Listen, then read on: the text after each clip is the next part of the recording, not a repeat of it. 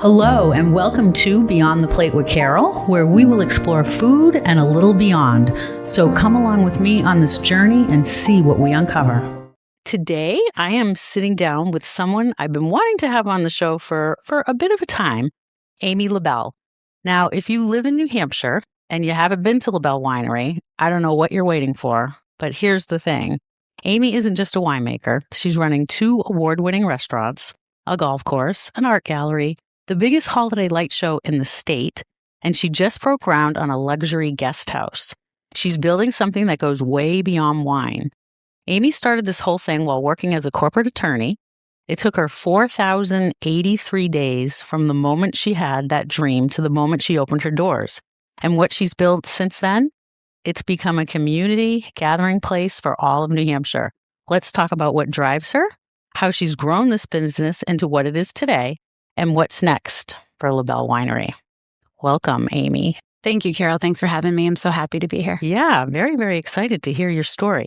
Before we dive in, let's just let people know where they can find you, like on social media. I mean, now it's like so easy, really kind of just Google. You don't have to do that. My mother, www. I'm like, Mom, you don't need to do that, right? Remember all that?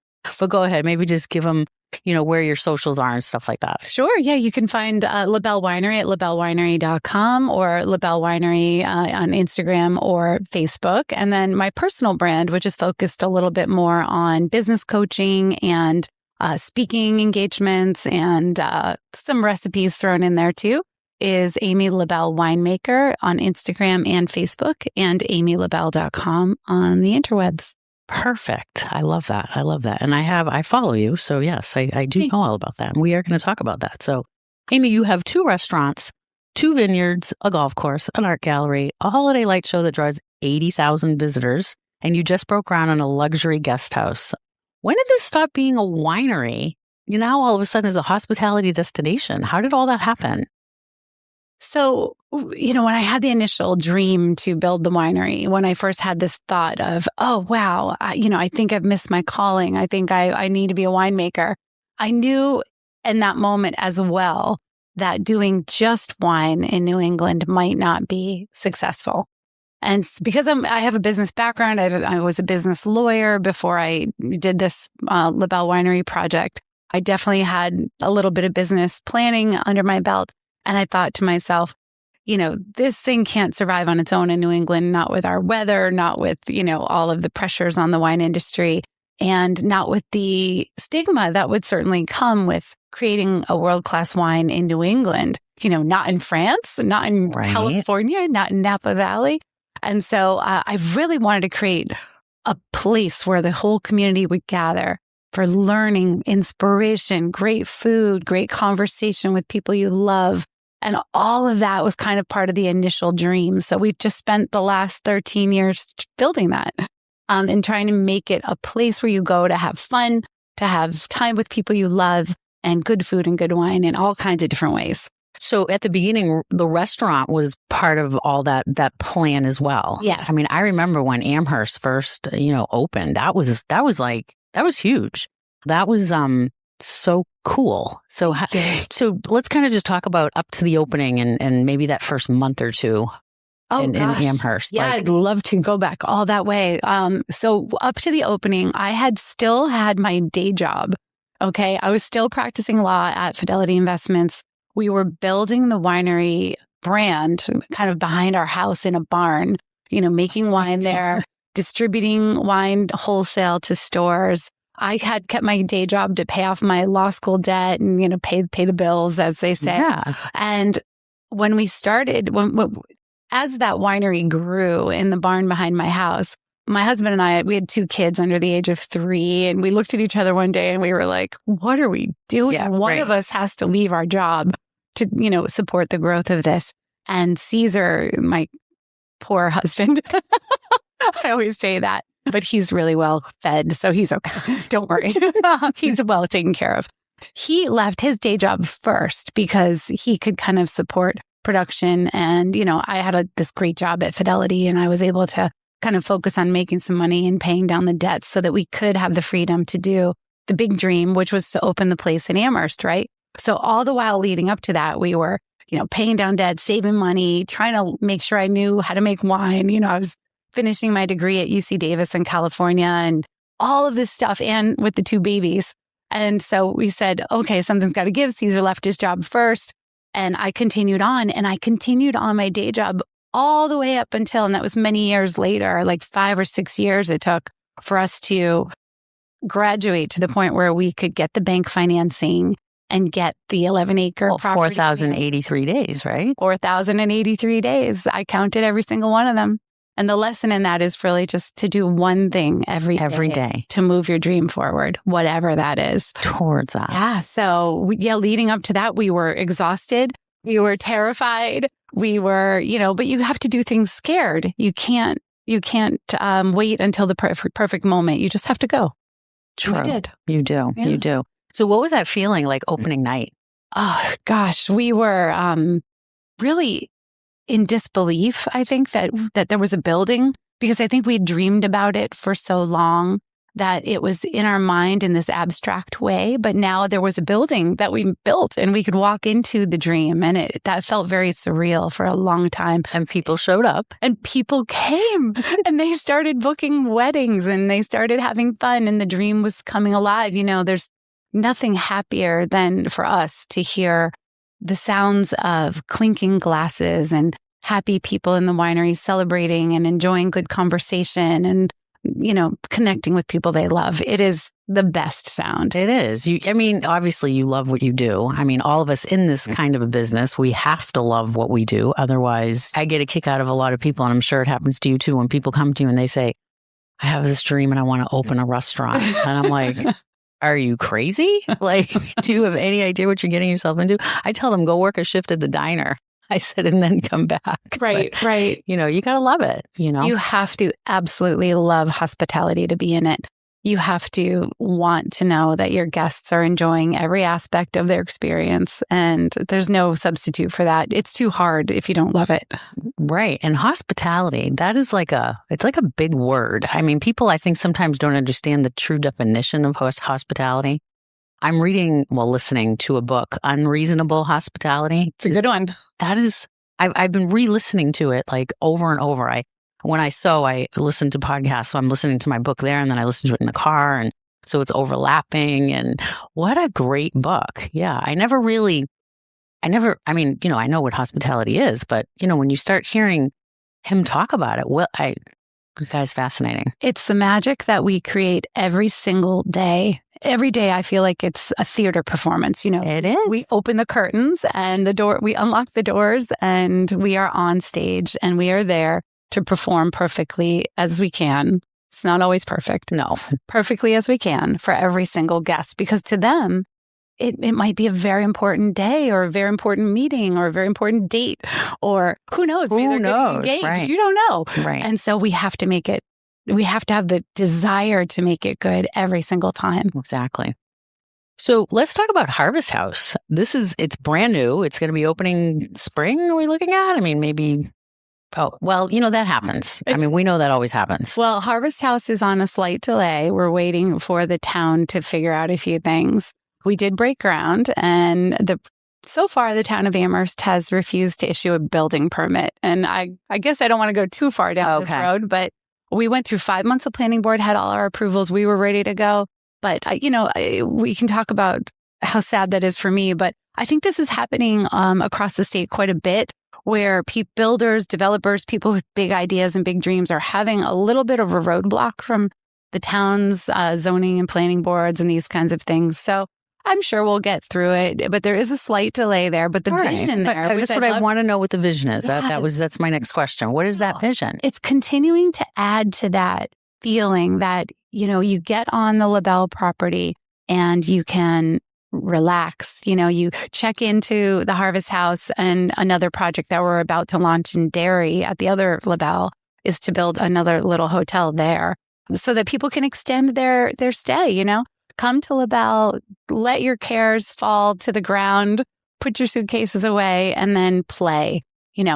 Play golf, have some wine. Yeah, wake up in a winery. Exactly. What better, better experience is that? Take a walk in the vineyard, just enjoy. And that's what life is for. And the world's is quite noisy right now. And we want to provide that escape, that oasis, that getaway, and extend that to lodging now, because it's kind of a natural next step. It is. It is. Add that. Love it. Yeah. I love it. It's a little nervous for us, adding another facet to what we already do, but we're confident that we can figure it out. Nice. So you're going to be doing the same thing then also in dairy. So kind of like, okay, so yes, I love it. Absolutely. Love it. So that way, and then it's a lot with the brides in mind, right? We do a lot of weddings at LaBelle Winery. Lots of people love to come get married in a vineyard, and who would blame them? It's beautiful and nature all around you, et cetera. And then great food and great wine to celebrate with. But one thing we're lacking is a place for all those people to stay after the wedding. And we'd really like to be able to accommodate that. I love it. So your restaurant, Americus, it just earned a DiRōNA award. That's pretty huge. That is very huge. Fewer than 400 restaurants in North America have that. So, Bistro, and the Bistro made OpenTable's 100 Best Brunch in America. How do you maintain that level of quality across, multiple locations? I mean, I know how that is. So let's talk about that a little bit. Yeah, absolutely. I think that in any business, but especially in hospitality, the devil's in the details, right? And I think it really requires, as all too well, ownership to be involved every single day and to be with your team. Now, it isn't just me and Caesar. We have this incredible team of people. My senior team's incredible. My chef's been with me over 10 years. My lead chef, Justin. Right. He's absolutely incredible. And, he, of course, is, he and I are in touch every single day and making sure, but he's in touch with all of his team members every single day and doing the rounds and just double checking, working on systems. We recently hired a whole chef position to just manage systems to make sure that the kitchen operations are dialed in as tight as they can be, that we are getting 100% scores on every health department update, whenever they come in and give us the once over, which is when you die when they walk in the front door. Because they never tell you they're coming. I don't know if your listeners know that, but they just kind of show up during lunch shift and then say, hello. You must have a code too. I bet, all the employees usually walk in the door and then you buzz downstairs. They're here. They're here. Cover this, whatever. Right. Yeah. No, it's so, making sure that those health department that we're, as clean as a whistle, that all of our recipes are dialed in across both properties so that if you're having Béarnaise in one restaurant, it's the same in the other restaurant.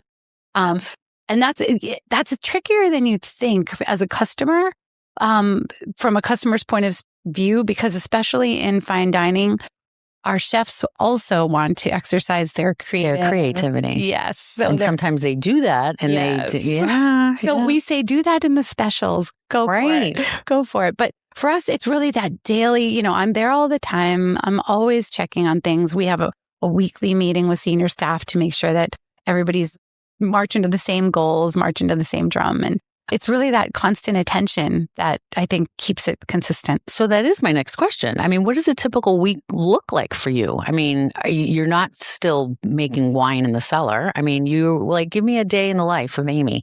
Gosh, LaBelle. I wish I was still making wine every day in the cellar. I do. Sometimes I walk in and I see that they're, like today, they were bottling, for example. And I didn't know they were going to be bottling. I have an amazing winemaker, by the way, Melanie, who she and I have very similar philosophy. Melanie Shepherd. She came to us straight from the Biltmore estate down in the Carolinas. Wow. Which is a gorgeous place. But in any event, she and I have very similar philosophies on winemaking, thank God. So it makes it very easy for us to grow that part of the brand together. She's excellent. But she said, we're bottling today. And I was like, phew, I didn't even know that. It's so weird to not have that on my radar, that I knew they were bottling this week, but I wasn't sure what day. And there it is, and it's getting done. And phew, what a big relief that is. So, Melanie and I meet once a week. We talk about wine, the wine that's coming up for the next week, what needs to be tweaked. We taste everything. We, go through everything together. But it's really a once a week process for me now. And Melanie handles it with her team, which is incredible. But strange for me. Yeah, well, it's different. It's your baby. Yeah. Well, I haven't cleaned a tank in a long time, I'll tell you that. And I don't mind doing that. So I don't mind hard work. I like getting dirty, but Yeah. And now is the winemaking done in Amherst? Is it in Amherst still or? Primarily done in Amherst, but we make the champagne and we do some aging in dairy. So a little bit different processes in both locations. Because I remember many years ago getting a tour over there in Amherst. It's like so cool. It's fun to be in a space that you wouldn't normally be in. Yes, for sure. And then sitting, having lunch and looking down, is just so cool. Thank you. And one time I went for an event there, and the chef is escaping the woman chef. I know. We've had from PBS. We had a PBS event that was with Sarah Moulton. No, older lady. Maria. Yes, that's who it is. She lives here at New Hampshire. Yes, she does. Isn't that terrible? I know. That's exactly. She signed an apron for me, and I was like just thrilled. That was really fun. Yeah. Okay, we talked about your executive chef. What do you look for? Like, what do you look for when you're hiring key positions? I mean, do you do a lot of hiring from within, and you probably don't even maybe do a whole lot of that anymore? Or I do still. Okay. I really like to drive that culture. And my husband, Caesar, he's even more involved in the hiring than I am. Like he'll sit in on interviews, especially if they're for customer-facing higher roles, right? Because we've recently kind of revised our philosophy there. We used to just hire based on skill set, resume, what you could bring to the table. But lately, we've been saying a lot of let's just hire happy. Isn't that interesting? It's like it is. I just want to hire people that are happy to be in the world, happy to be at work, happy to make great relationships with their guests or their coworkers. There's something to be said for a happy culture. And our team is very happy. And Caesar, I've got to give credit to my husband. He's really good at that. I'm always got my head in the numbers and I'm always doing that kind of thing. And he's really good at forming those relationships and those bonds. And so dividing responsibilities. So he kind of takes care of that end of it. Absolutely. He's really good at that part. I mean, I call him the chief culture officer. he's just, he'll be the one that spends he does this every winter, every Christmas break. He spends building these huge boards of photographs that he's taken throughout the whole year of the team. And he makes them funny. And so the team loves, they anticipate these coming out every year because they're hilarious.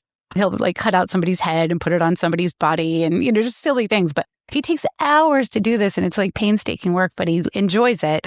And then our team spends so much time standing there in front of it, looking at it and saying, oh, like, who can you find? Who can you find?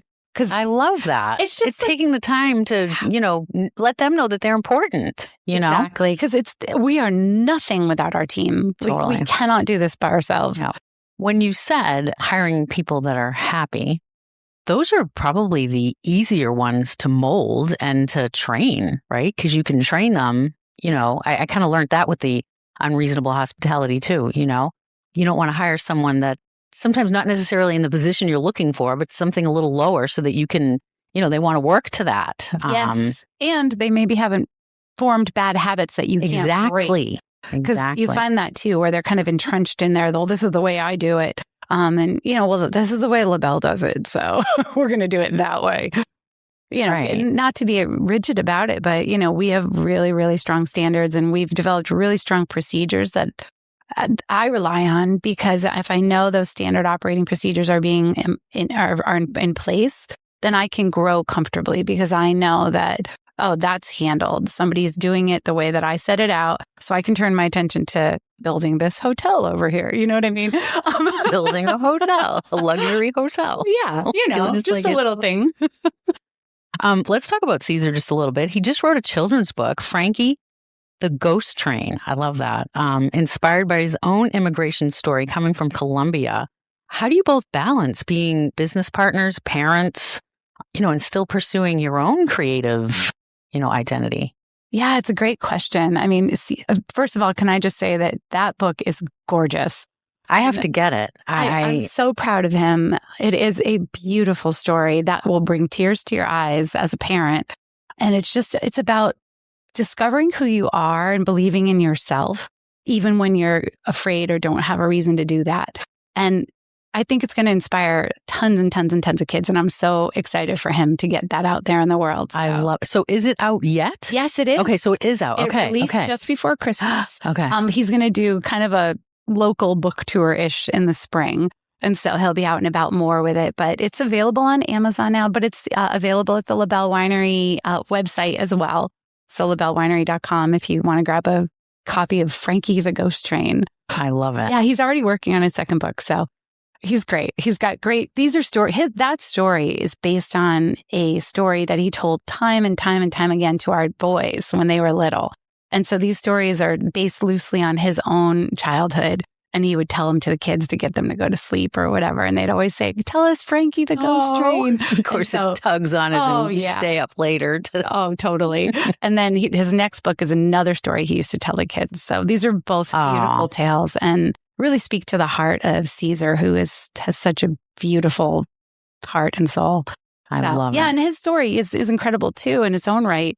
You know, him having come here when he was 8 years old, not a lick of English, you know, his family came before him and left him behind with an aunt so that they could get here, immigrate properly, you know, get jobs. They were working in the mills morning and night at 2 different mills, and they sent for him eventually when they could afford to bring him here. And it's an amazing story of like what's possible in this country. Right. Yeah. Oh, I love that. It's pretty cool. So anyway, I'm very proud of that. But how do we manage? I mean, you know, Caesar's got his aspects of the business that he's good at.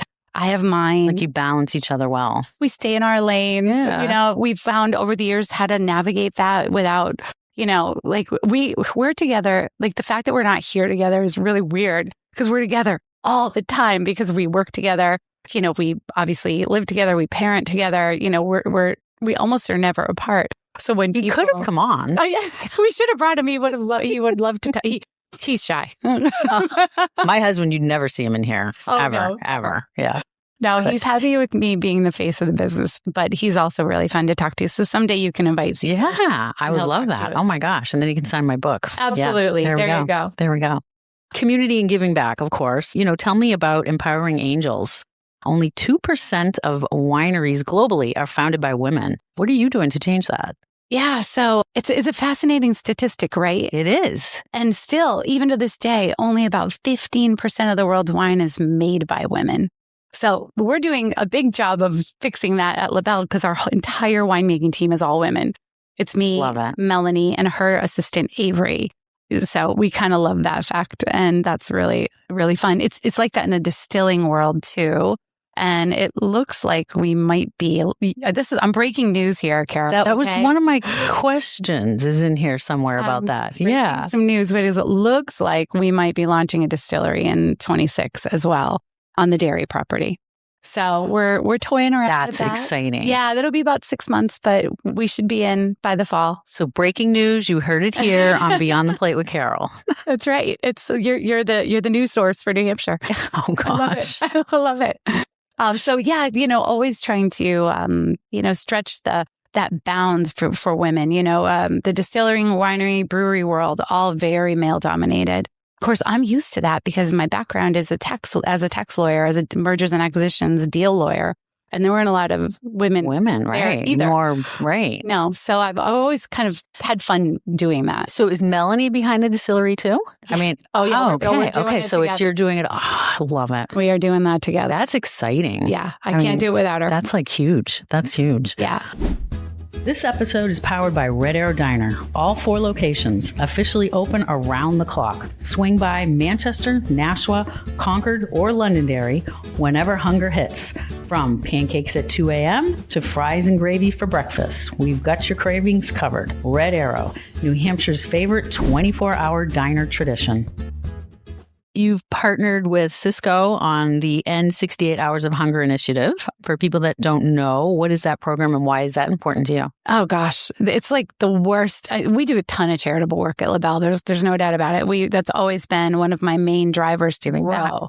It's, you know, why, like it isn't certainly to, you know, develop piles of money, although I haven't done that quite yet either. I'm working on it.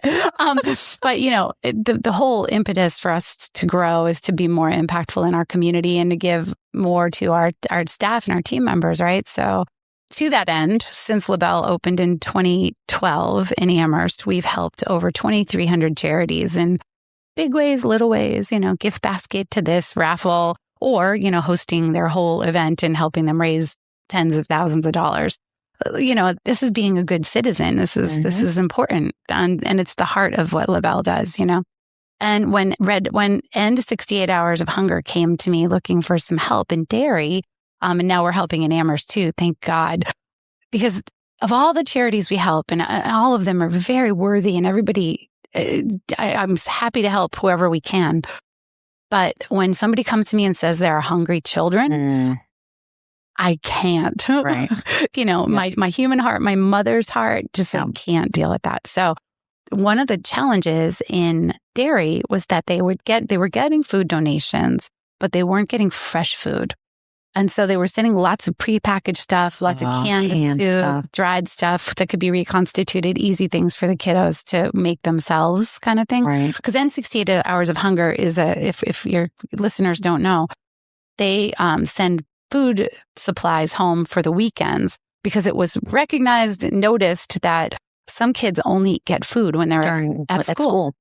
I can't with this, right? I know, it's terrible. So the bags go home on Friday very discreetly, and it should give them, and if they have siblings, enough to get through to Monday, which is the whole idea. But they were doing all this processed stuff, and God bless them, that's great. But I wanted there to be some fresh food. So Cisco's helping me get them bananas and apples. And maybe oranges sometimes too. So they have some fresh fruit. And we just started a new chapter up in Amherst. And we're supporting them by doing the deliveries of the bags from when they're built at the volunteer site at the church. We're delivering all the bags to the schools. And I'm going to try to convince, maybe I can share this podcast with them, but I'm going to try to convince Cisco to give me some fruit for them too. Yes. Oh my gosh, I love that. Isn't that sad when you think about that? The kids, not eating on the weekend like that. It's just, I can't. Yeah. So we'll do anything we can do to help people not be hungry. There we go. Yeah. You were just named a 2025 Woman of Distinction by the Woodward School for Girls. What does recognition like that mean to you at this stage of your career? For me, at this point, it's all about who I can inspire. And so if they want to name me a woman of distinction or whatever, I didn't tell my boys that yet. I got to tell them that. But they'll think that's entertaining. But they're teenagers, so they think everything's entertaining. But if I can take that award and turn it into a way to get, a young girl or young woman to consider being an entrepreneur, growing a business idea that she has from scratch, I want them to know the part of my story that tells them you don't have to come from a trust fund to do that, because I don't. And you don't have to, save millions of dollars. I think I started with $5,000, which is what I could save up before I bought my first, wine tank or whatever. Yeah. And then Caesar sold a car that he had so I could buy the second wine tank. You know what I mean? Like, you don't have to start with, you don't have to be a trust fund baby to have a business. It's not all glitz and glamour. Sometimes you just got to get in there and do the hard work, and you can develop anything you want to be. I know it sounds so cliche, like you can be anything you want to be, but you can. Right. You have the power. It's like Dorothy says in The Wizard of Oz, the power was always in you. Right. You just have to do it. Click the shoes. Exactly. Yeah. And that's what Empowering Angels is geared toward. It's toward helping young folks know how to write a business plan and understand just the very basic concepts of what is it to run a business? What would I have to do? And how could I achieve this for myself? And I just love teaching those concepts because they're so empowering. Right. Planting the seeds for them. Absolutely. Wow. You have a new book coming out about celebrating life's special moments. You teach cooking classes. You're launching I saw that too, Start a Business from Scratch course. It already started, right? Did it start, or the first one's coming, or soon? We postponed it to the summer, so that is coming soon. I've run this class for the last 3 years. It's it's a 6-week workshop. I looked at it and I'm awesome. Like, oh my gosh. Oh, wow. Well, the thing is that I've started my students, but this little course has started like 6 businesses. I'm so proud of these people. See what you're inspiring? One of my students who came to me, I won't say her name just yet, but she came to me. She was in her middle age, like 50 or so years old, and said, like, I think I'm too old, but I'm going to join your class. I said, you're not too old. What are you saying? Yeah. Like, let's go. And so she came to the class. She wrote her business plan. She did her homework. She did all the things she had to do. And this was last last winter, spring class. Just yesterday, she texted me a photo of her receiving the keys from her landlord for her first retail shop. I was just I'm like over the moon about it. So proud of her. She'll be one of your neighbors over here soon. Oh, wow. Ooh. Yeah. Ooh. It's really good. We need some retail. I'm excited for her. Oh, I love it. Yeah. Oh my gosh, I love that. Yep. I love that. So I love to teach people how to start businesses because if you just break it down into little steps, it doesn't have to be too scary. True. And, and it gets the guessing. Well, for them, thinking that the task is just too daunting. I could never do this. And, yeah. Let's talk about some cooking classes. So you teach cooking too? Yeah, I love to teach people how to cook. I see. That's not me. I cook. You have restaurants. I know, but I like in our family, my husband's the cook. He does the cooking. But let's talk about that a little bit. Yeah, so we've done cooking classes at the winery since we opened. Like the next month, I started at least one class a month, and we've been doing that for 13 years now in both properties. And we've added some, so it started with how to incorporate wine into your everyday cooking as a main ingredient. So it adds that interesting layer of flavor, really levels up your cooking, makes people feel super special if you're making a wine sauce, blah, blah, blah, whatever. And so incorporating wine as a main ingredient was a lot of our initial focus. Lately, we've been doing a lot, really realizing how little people are cooking at home and how much the younger generation doesn't know how to cook.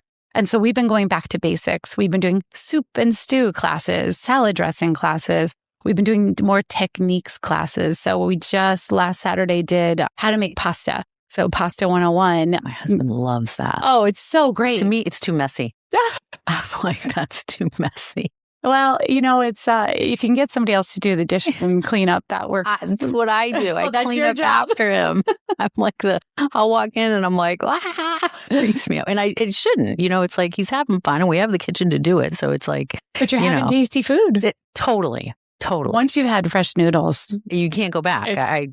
I agree. Very difficult. I do agree. But what's great about this class is that people come and they learn. We break apart. Everybody gets to go home with a hand cranked Italian pasta machine. So you break that all apart and you learn how to use that machine because that could be a little intimidating. Yes. So we walk them through that and then we learn how to make the dough and everybody goes home knowing how to make pasta and fresh noodles. And it's pretty fun. So we do these techniques classes throughout the year. We'll do knife skills. We'll do sushi rolling, we'll do focaccia, pizza, all kinds of basic, really good ideas for you to know in your culinary tool belt. Yeah. Focaccia. We had our trip in Italy a few months back and we did a cooking class in a Italian Tuscany woman's home. Oh, wow. Which was so cool. Wow. And we learned how to make focaccia. And it's so funny because Daryl comes home and he's like, all right, I'm making the focaccia. But it didn't work out. I don't remember what he did wrong, but it was funny. But he has since gotten it right. So something about that Italian countryside and Italian flour, right? Yeah, it's a step above for sure. So, what does New Hampshire's hospitality scene get right that maybe other places don't? What do you think we get right? I like in New Hampshire that New Hampshire feels so connected as a community and so small in so many ways that you're known when you go to a place. It's not like a big city where you could go to a restaurant many times and they still maybe wouldn't recognize you or wouldn't know you because there's just so many people and you're kind of anonymous. So I kind of like that part of hospitality in New Hampshire that, your guest, as a regular, you're really known. In addition, I think the hospitality community is pretty good to one another. If I really needed band together. Oh, yeah. Especially like during COVID or whatever, if somebody needed something, I had somebody called a year or two ago and they didn't have enough chairs to complete an event that they had booked, but they really wanted to get this event done. And they were too late to do the rental, like la, la, la. Long story short, my van delivered them chairs so they could have their event. I know that I could reach out to anybody I needed in the state and I know people would help if they needed to or, if they could. Yeah. So I do like that tight-knit bit about the New Hampshire hospitality community. I think the business community overall in New Hampshire is really great like that. I agree. Yeah. I agree. So we didn't talk a lot about, and I want to touch upon it, like the two restaurants, like if, like Derry, maybe walk us through the front door, someone that's never been in, what can they expect? And let's talk a little bit about that menu. Yeah, sure. The dairy restaurant is very different than the Amherst restaurant. It's much moodier. In fact, I designed that space around a wall of bourbon that's kind of lit up from below. So cool. So the colors are beautiful. So that restaurant's very gray and bourbon toned, and it has some pops of red, black and white tile on the floor in parts, wood in other parts. So it's got a lot of texture. It's got a lot of great color that's kind of sets kind of like a sexy vibe in there, you know? So moody, sexy. Exactly. Yeah. So I love the way that restaurant feels. And it's almost 5 years old now. It's hard to believe that time went by. It goes by so fast. Oh, it flies. But because we're already planning our 5th year anniversary celebration in dairy, which is crazy to me. But I still walk in that restaurant and think, oh, wow, I'm really happy with how this turned out. You know, the lighting, the candles, it's all like lovely. But it was designed to be a space that is comfortable without being fussy. And so it's upscale, but comfortable for, say, the golf, because there's also the golf course in Derry, right? So LaBelle Links, if you come off LaBelle Links, we wanted you to feel just as comfortable coming in your golf attire and kind of, yucky from the golf course as if you were there on a date. So we had to walk a fine line, right. there, and so there's a loungy area that's a little more casual, and then there's kind of the dining room area. That's I guess if you're going to propose, we'll go over there. There you go. We get a lot of proposals at LaBelle. Awesome. It's so great. In fact, that's my favorite part of LaBelle Lights, the Christmas walk. Is I think we had 8 proposals this winter. It was so fun. That's cool. So fun. That's cool. And hopefully they'll come get married at LaBelle. Yeah, right? Life is good. My gosh. Yeah, but the restaurant menu at Americus, it's not a steakhouse, although there's a lot of steak on the menu. But we don't focus only on that. So there's lots of really nice composed dishes. And so that means the chef has envisioned exactly what he thinks is going to be perfect with, this haddock or this whatever the protein choice is.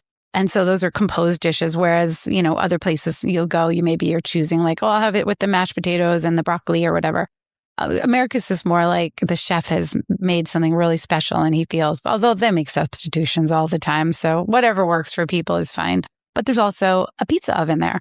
So if you just feel like having a beer and a pizza, you're also welcome at Americus, so it kind of has a little something for everybody. That menu has tons of flavor. It changes 3 or 4 times a year. So it's always fresh. It's always seasonal, always interesting stuff going on. So really proud of those guys. They work so hard.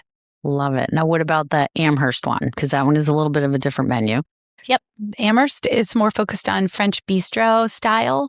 So not only in the way that it presents to the guest, in the front of the house, but the menu itself is very based in French bistro style. So you'll find beef bourguignon, you'll find a croque monsieur once in a while. Some, if you've been to Paris, it's just like going to a cafe in Paris, all these great yummy things and we had quiche on for lunch, this winter.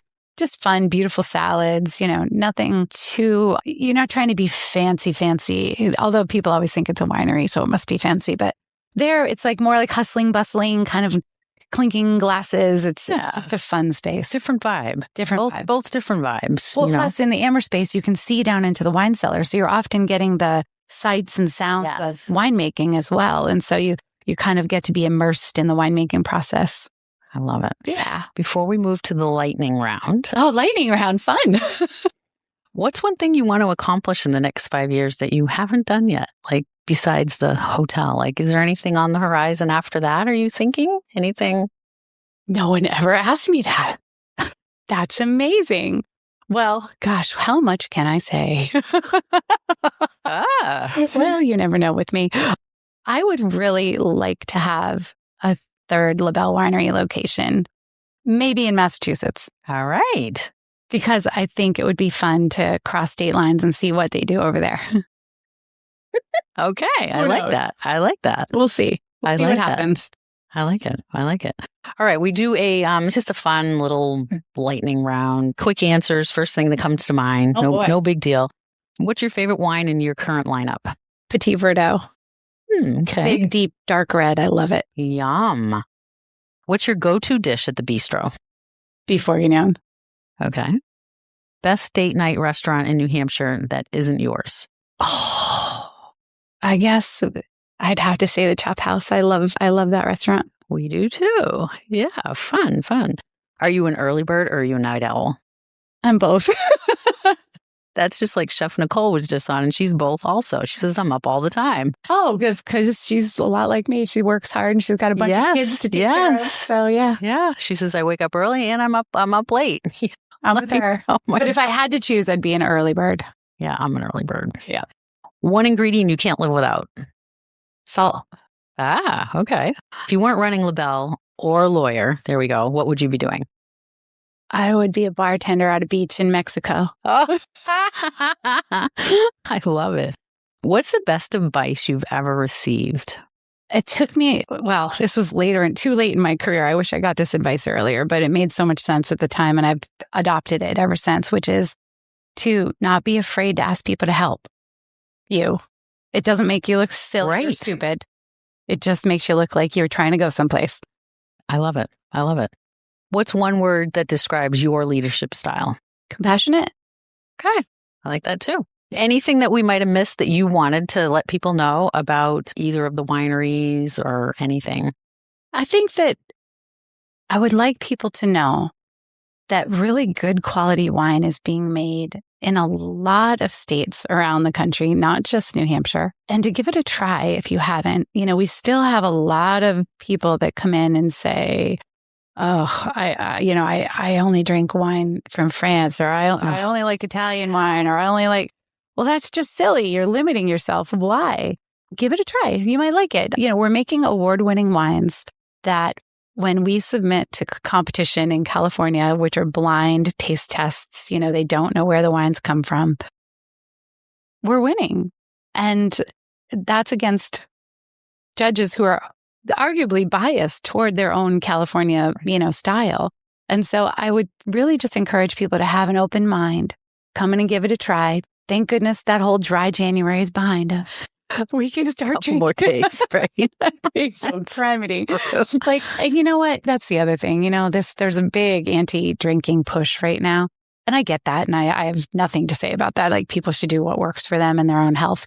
But wine has been around for centuries and centuries and centuries. And I think that it is there to not get you drunk. It's there to enhance your meals, and properly paired wine will absolutely make your food better. It does. It's amazing how different it is when you really like our first wine dinner that we went to.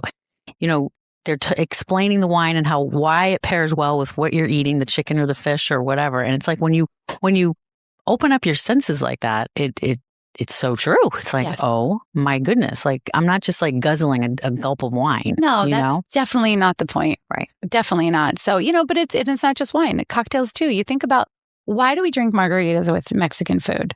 It isn't just because we're kind of like, you know, ingrained to do that stereotypically. It's because you're eating probably something that's pretty fatty and that has a lot of flavor and salt. And so you need something to drink with it that's going to refresh your palate. So the citrus, and something that's going to cut through all that fat. So again, the acid and the citrus and the tequila, those things balance Mexican food perfectly. And therefore your food tastes better with it. So, you know, it's not always like about getting, you know, drinking to get drunk, or, you know, I happen to think a glass of wine's a great social lubricant, but whatever, it makes your food better. And I think that alone is a good reason to drink it. I love it. When you look at everything that you built, the winery, the restaurants, the events, the community you've created, what are you most proud of?